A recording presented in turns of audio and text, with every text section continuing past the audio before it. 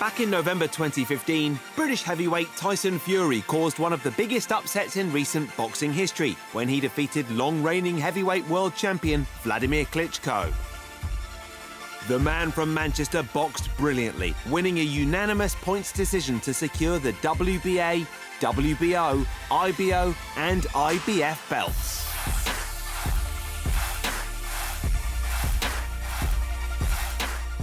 You don't have to be rich to go into boxing. You can come from any walk of life, any background, any disprivileged life. You can walk into a boxing gym with nothing, in debt, and come out as a champion, if you want it bad enough. From the outside, Tyson looked to be on top of the world. But away from the sport, his life was spiralling out of control. He failed to show up to the gym for training. He would go on daily binge drinking sessions, and he tested positive for cocaine, which led to him being given a 2-year period of ineligibility to fight by the British Boxing Board of Control. Tyson was diagnosed with bipolar disorder and depression, but received mixed support. British boxing journalist Steve Bunce. It's really interesting because anybody that did come to his defence on Twitter, Facebook, famous people, those were all of the people who had issues in the past, either addictions or people around them had committed suicide or they had mental health issues in their family. And very few people will ever feel what I feel. Very few people will ever walk in my shoes. Right now, I'm just concentrating on day to day. I take it one day at a time. Most days I feel different to the day before. And as time gets forward, comes on a bit more, then I start to realise that I'm feeling better, everything's going the way it should do. My most important things is to be injury-free and just grind. I'm just grinding it out here right now. I'm at the millstone every day, just grinding, sharpening. Following a 32-month absence from the ring and peaking at a weight of 27 stone, Tyson got himself fit enough to defeat Sefer Seferi in 4 rounds in Manchester.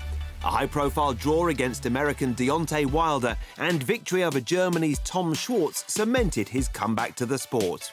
We sat down with the enigmatic Brit to discuss the highs and lows of his career so far. Hey, what's going on? Whoopah! And we're good to go, guys. Cool. Would appreciate a little bit of silence in the background, please. The king is on camera. Hi, Transworld Sports. I am Tyson Fury.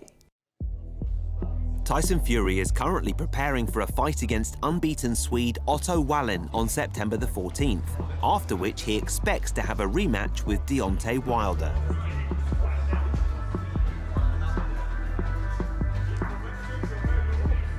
The change in Tyson's mentality to boxing now is in stark contrast to what it was after the Klitschko fight.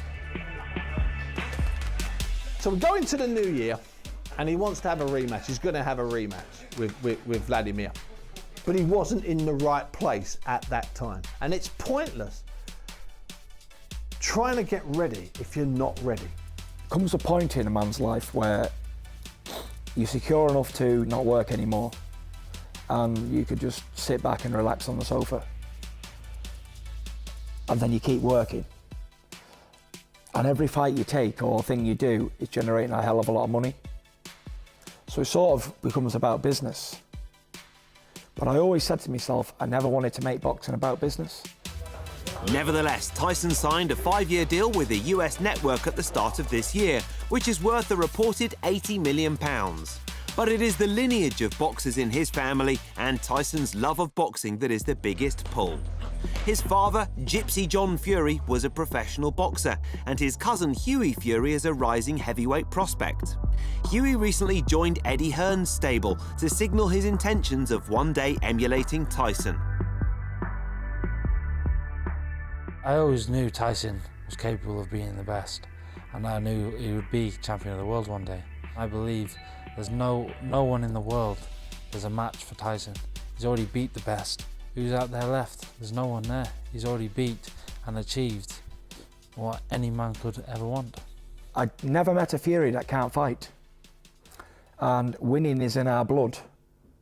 All we do is win, no matter what. One of the most pivotal fights in Tyson's career to date was his second bout with fellow British heavyweight Derek Chisora in 2014. Chisora was withdrawn before the 11th round after taking some brutal punishment. It made the boxing world take note of a new Tyson in town. Suddenly, we saw Tyson Fury standing up tall. He looked 7 foot, 7.5 foot. And he was using his jab, and then when he wasn't using the jab, he was holding. And he was doing everything that his great nemesis, Vladimir Klitschko, had been doing for 20 years. Tyson had manoeuvred himself into a position for a showdown with Vladimir Klitschko. The fight was soon all signed. Few gave Tyson a chance. Look happy for the cameras. This kid, this traveller kid that had been written off and had been dismissed for lots of his career, put in a boxing lesson, a masterclass. Had that been an American heavyweight in there, outshining, outboxing and outthinking Vladimir Klitschko, we'd be declaring him the second coming of Muhammad Ali. But no, what happened? He walked away from there, people were a bit stunned, and then they said, oh, Vlad had a bad day, Tyson wasn't that good. Rubbish. That was one of the best tactical and masterful performances by any heavyweight in any heavyweight fight. Do you know, I'll have to show you what the athlete looks like. This is the undisputed heavyweight champion of the world. There you go. Does that look like a fighter's body? Clearly not. Do I give a... No. Have a look. Fat man. That's who beat you. Shame on you, my friend. It's all a part of the game. A game that I play, my character that I play. So love me or hate me, I'm still here, still represented. My aim is not to hurt people and upset people. My aim is to divide opinions. And that's it. But then he also is a practical joker. You know, I mean, the man would show up in a wig and a pair of sunglasses and a string vest. And I wonder why they won't let him into boxing. I mean, it won't let him into a boxing show. The man does have a quirky sense of humour. In Tyson's absence from the sport, Anthony Joshua took much of the limelight in the British media. But a surprising defeat to Mexico's Andy Ruiz Jr. has seen Joshua's star fall somewhat. 2 years his senior, Tyson Fury is the only British belt-winning heavyweight with an undefeated record. Victory against Otto Wallin in Las Vegas would secure his status as one of the very best. From a young age, I always used to watch boxing on TV and old videotapes from hundreds of years ago, boxers, right through up until today. So I've always been interested in it because it drew me to it. The sport was so interesting. What you can become through the sport, the discipline and the dedication is phenomenal. And I don't believe there's another sport out there that even comes close to boxing. You know, if I wasn't boxing, I'd still be successful in anything I do because I'm a winner. And I left school with that confidence, knowing I was going to be the heavyweight champion of the world. I had to make it. There was no failure. Failure wasn't an option. Yeah, there's never been somebody like me in boxing before, ever. And I don't believe there'll ever be somebody after me like me.